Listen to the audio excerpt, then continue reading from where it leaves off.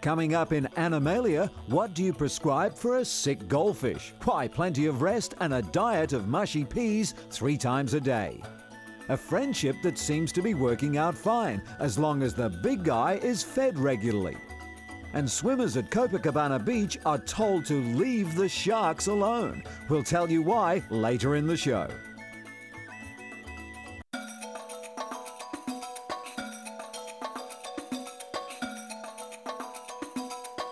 This is Dick, the goldfish. He lives behind the counter at the Skyport restaurant in Scotia, New York. Over the years, Dick has become popular with the regulars at the eatery, and when he started to show signs of ill health, his fans became concerned. It turned out that Dick had a swim bladder disease, and the vet prescribed green, mushy peas to be fed to him. The peas are hand-fed to him 3 times a day and seem to be working. Still, the customers weren't satisfied. They considered that fish should be swimming, and so they designed the Fish Sling, straws to suspend him and gauze to cushion him. The invention turned out to be the ideal method of rehabilitation for the once gloomy fish. His friends are happy to see the little fellow doing well, but it's the days that he leaves the sling behind and takes a tour around the aquarium unaided that makes it all worthwhile. Improvements to the Fish Sling are already on the drawing board, so look out for the Fish Sling in a pet shop near you soon.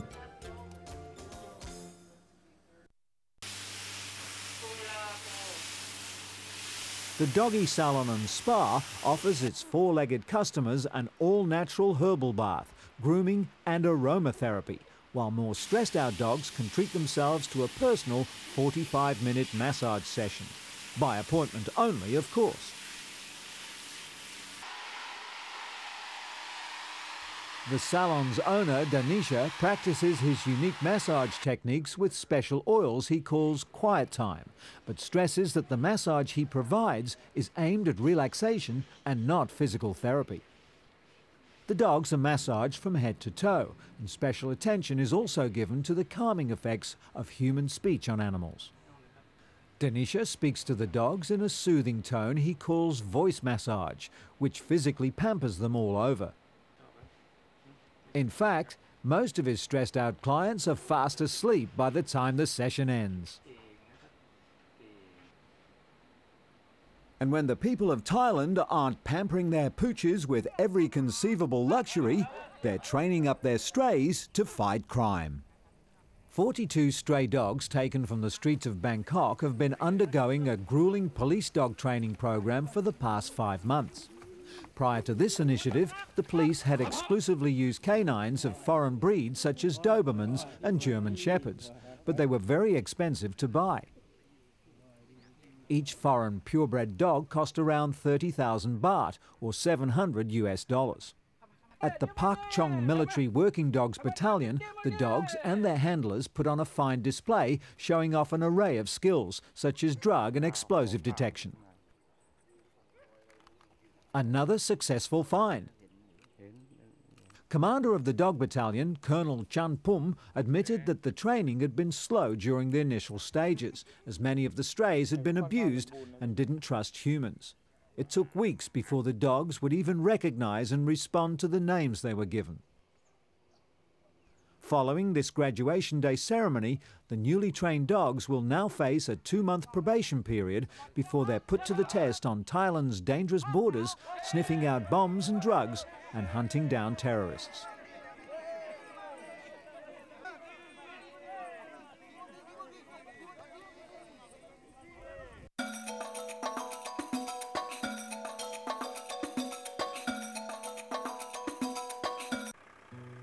A leopard from the Cotswold Wildlife Park in Oxfordshire, England, has just arrived at the Animal Health Trust in Suffolk for urgent eye surgery. The 9-year-old Amur leopard named Jesse is to have cataracts removed from both his eyes during a groundbreaking 3-hour operation. Cataracts are a common problem that results from a protein buildup in the eyes, leading to cloudiness and, in Jesse's case, blindness. According to the surgeons, more risk is involved in the anaesthetic than the surgery itself, as no data exists on the effects of anaesthetics on leopards. And to make matters all the more stressful, Jessie is one of the rarest animals on Earth. Only 60 or more leopards live in captivity, while just 30 to 40 have been sighted in their natural habitat of Siberia and northern China. But thanks to animal eye specialist Jane Sansom and her team, Jessie's eyesight was restored and he was returned to the familiar surroundings of the Cotswold Wildlife Park to fully recover. Meet Mushi the cat, a rather ordinary stray, except for one thing: the unusual company he chooses to keep. You see, for the past 3 years, Mushi's been living with the Asian black bears and brown bears at Germany's Berlin Zoo. Zoo workers say the cat entered the bears' enclosure voluntarily and were surprised to see them all become instant playmates. Some of the keepers even think that Mushi's a bit confused and thinks he's a bear as well. Experts say it's unnatural to find cats and bears living in harmony, especially brown bears, which are carnivores and are more likely to eat a cat than play with it. But at last count, all Mushi's 9 lives were still intact. For now, the zoo is happy to take full advantage of the unusual attraction.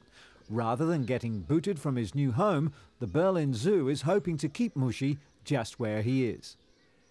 He not only keeps the crowds entertained, he's also good therapy for his companions. Intelligent bears like these don't find much to occupy themselves with in captivity and can become neurotic very quickly. A little furry friend like Mushi could be just what the vet ordered.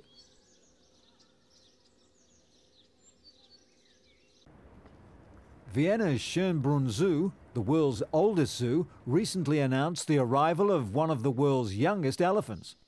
This female baby elephant, born to mother Tonga and father Pambo, was named Mongu, after a city in Zambia, Africa. At birth, elephant calves weigh about 250 pounds and are able to walk within as little as 2 hours. Mongu should gain over 3 pounds a day from her mother's milk, but when she isn't suckling, she enjoys sucking the end of her trunk, just as human babies suck their thumbs. And like human babies who lose their first set of teeth, baby elephants have milk tusks that fall out when they're about 1 year old. Soon, Mongu will be allowed to roam around the elephant enclosure and play with Abu, a 2-year-old male elephant who's been the darling of visitors. Well, until now, that is. Interestingly, adult elephants sleep standing up, while a baby elephant will lie down to have a rest under the watchful eye of its mother. Elephants have shown a strong sense of commitment to other members of their herd and have been known to stop and wait for young calves who've fallen behind. But the elephants aren't the only proud parents at the Schönbrunn Zoo. Hippopotamus Lady Jenny gave birth 3 weeks ago to a 100-pound baby boy. Just before they're about to give birth, mother hippos will isolate themselves from the herd just as Lady Jenny did. Baby hippos have to be able to swim before they can walk, as often they're born right in the water and must come up for their first big breath of air.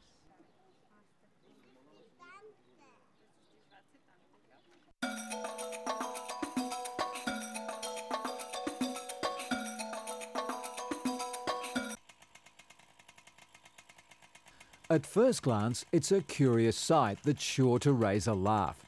But the man carrying the glider, his colleagues dressed in white, and the birds are all part of an important wildlife preservation project. In about 2 weeks' time, this small flock of white Russian cranes will set off on a long and dangerous journey across Siberia to their usual wintering habitats in India and Iran. And to help them on their way, Italian adventurer and wildlife campaigner Angelo D'Arrigo, equipped with a motorized glider. D'Arrigo hopes to persuade the cranes to follow him south across Siberia, along a safe route into warmer climes before the onset of a harsh winter. Darigo, who last year flew with eagles across the Sahara Desert, has spent the past 5 weeks at the Oksky Nature Reserve, 400 kilometers southeast of Moscow, teaching himself to fly his high glider like an adult white crane. Small pieces of fresh fish, the crane's favourite food, are prepared away from the birds and then given to them by team members dressed in white overalls with covered-up faces, who act as costume parents to the young cranes. The director of the Oksky Nature Reserve, Yuri Markin, hopes the project will help save the white Russian cranes and will allow migrating flocks to be directed to safe habitats. Only 20 white crane families are left in the Siberian wilderness, and Markin believes that it's Russia's responsibility to the world to save these magnificent birds. Soon, Darigo and 7 cranes are expected to begin their long journey south from a special camp in northern Siberia. Their maiden flight will be monitored all along the way by support teams on the ground. But for now, just convincing the birds that the big, noisy flying machine is their surrogate mum would be a great head start. Lifeguards in Rio de Janeiro told bathers recently to leave sharks alone after 3 who strayed near the beach were killed following a suspected attack. Local authorities have said that a number of people have been killing sharks on the beach after a young swimmer was bitten on the right hand near the famous Copacabana beach, supposedly by a shark. If true, it would be the first shark attack near Rio in 4 years. Both local officials and animal rights activists warned bathers to stay away from the sharks, saying the attacks were neither safe for bathers nor for the animals. These animals are part of a chain, a complete ecosystem. So when a person removes an animal from nature, he's committing a crime against humanity, according to animal rights activists. Lifeguards have intensified patrols since the attack. Only 11 shark attacks have been recorded in Rio in the past 30 years. But that's probably 11 too many.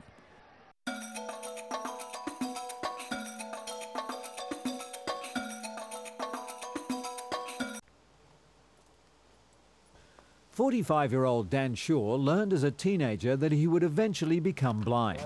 Today, he's the owner of the world's first seeing eye horse, Cuddles. According to Shaw, the 62-centimetre tall horse is more than his eyes and ears. Since the two were introduced a little over a year ago, Cuddles has become Shaw's best friend and his guiding light. Most days, Cuddles helps Shaw with life's more mundane tasks, like daily walks to the mailbox. But the 3-year-old miniature horse has also allowed her owner to do many things he's never been game enough to try before. Together they visited New York City and rode the subways in Manhattan. They went up the Empire State Building and even took a carriage ride in Central Park. But the pair also likes hanging out in Shaw's living room to watch TV or just relax. And since she's house-trained, Cuddles never wears out her welcome. Since Cuddles became the world's first seeing eye horse, others have followed in her hoofprints, and a Guide Horse Foundation has been established to ease the critical shortage of guide animals for the blind. According to the association, guide horses have attributes to make them even better companions than dogs. They have a calm nature, high stamina, and a long lifespan.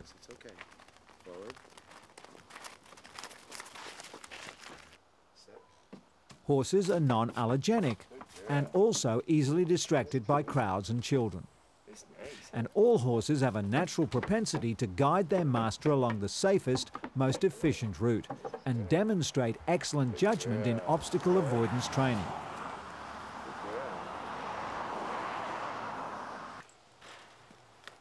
Despite their compatibility, at the end of the day, Shaw knows that a horse is still a horse. So it's back to the barn for Cuddles to play with her new roommate and trainee seeing eye horse, Nevada.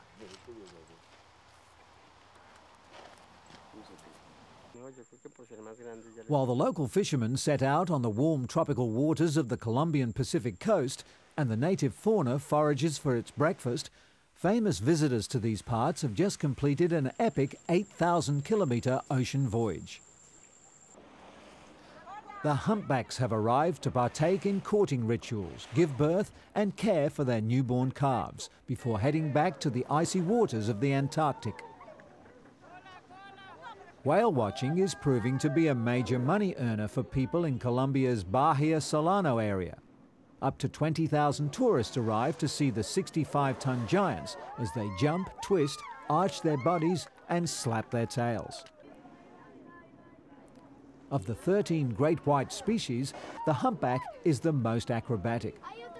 Breaching, as it's called, may be done purely for play or may be used to loosen skin parasites or to communicate with other whales. Every year, around 1,200 individuals, or about 10% of the world's humpback population, make their way to this temporary home and give excited whale watchers the thrill of a lifetime.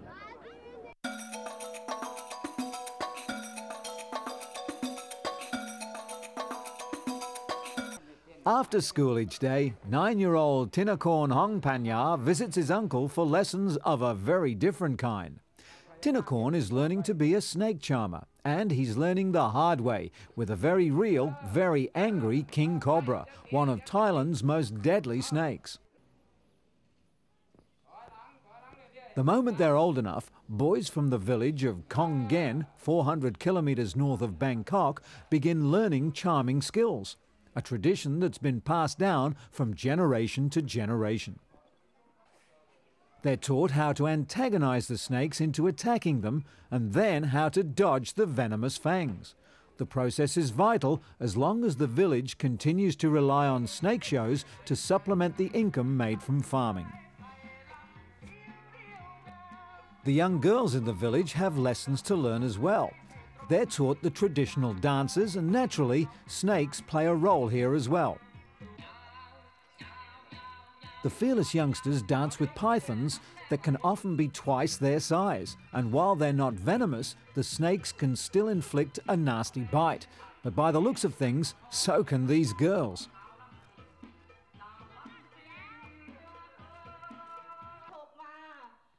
Back at charm school, some of the older and more experienced handlers are honing their skills against giant 5.5-meter king cobras.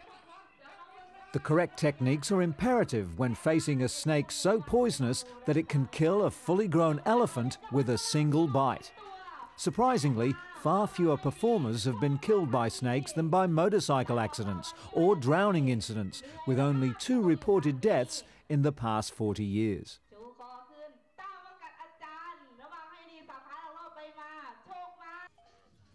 Almost every household in this 600-strong village owns at least one king cobra. The children grow up knowing the deadly reptiles as household pets, and they slither unchecked around the village, much to the horror of visiting tourists. For the villagers, the cobras are a symbol of success and wealth. The quality, size and skill of your snakes represents your standing within the village. So remember, when you next visit, bring a big snake.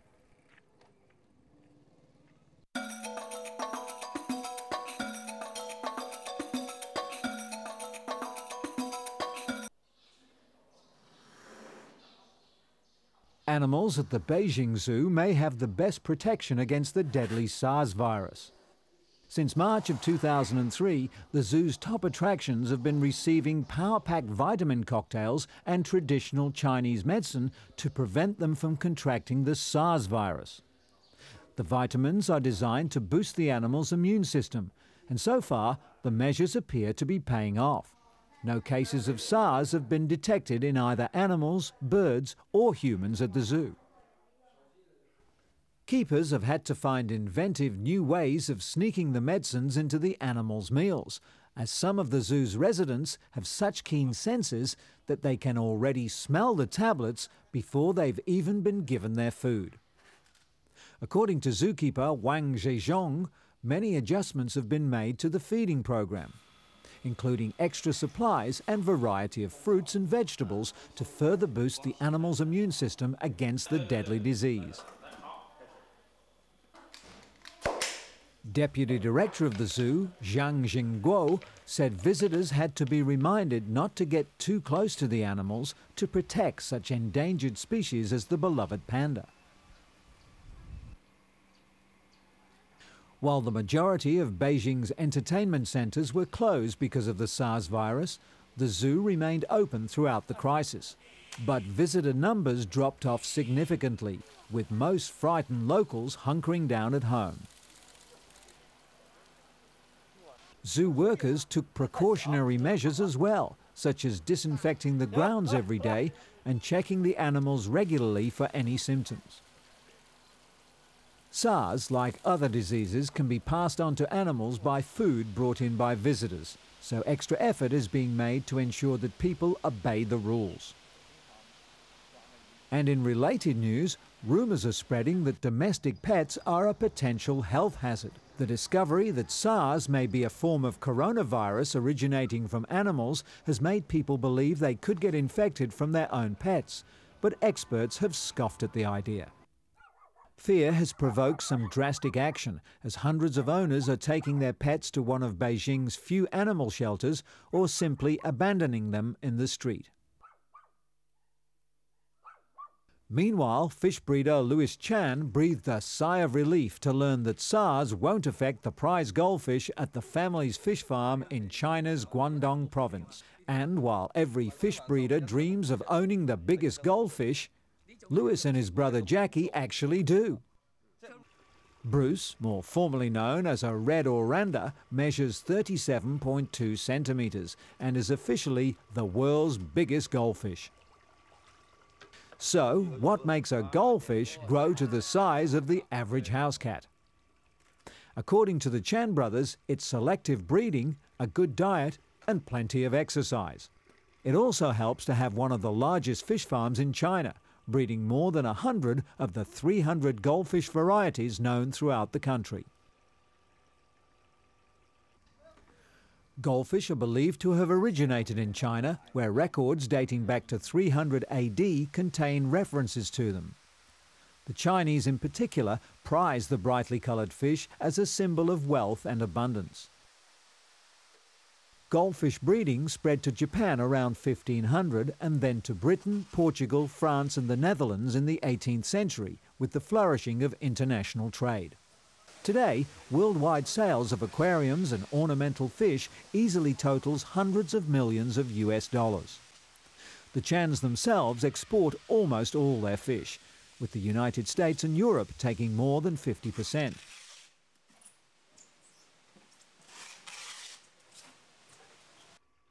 In 1984, the brothers took the serious fish breeding world by storm when they unveiled a black and white butterfly tail moor.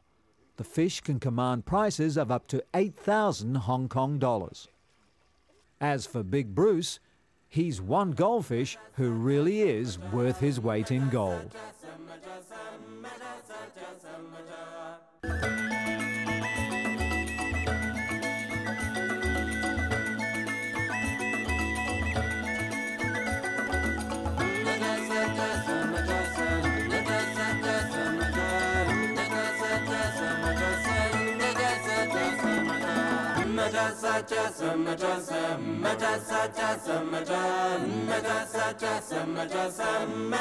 Mega